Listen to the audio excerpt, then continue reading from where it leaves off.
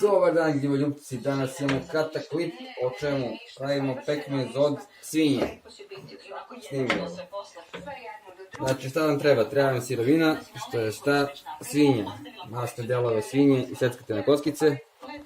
Ovako, bacite jednu šerpu veliku, založite smedrevac i mešate da vam se ne zalepi dok se to malo ne istopi. Posle će oni sami da plutaju masti i to radite dok se lepo ne istopi sva mast, pređe u tečno stanje, a meso će da ostane u čvrstnom stanju, a onda šta radimo, iscedimo te komadići mesa, svu mast što možemo iz njih što više, da nam budu što manje masni čvarci.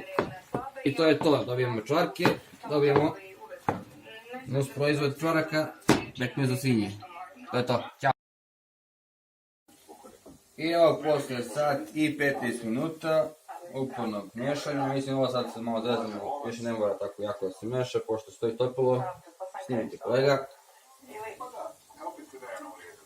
Evo pekmez još malo pa gotovo, koliko još treba nekih, pa šta ja znam.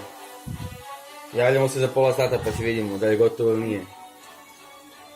Ali kao što vidite, tečno je, ovo je tečna mast, a ovo ostalo će da ostanu čvarci, delaju krupno, ali to kada se iscedi za presom, tako i mi volimo, to nisu duvan čvarci, nego maški čvarci.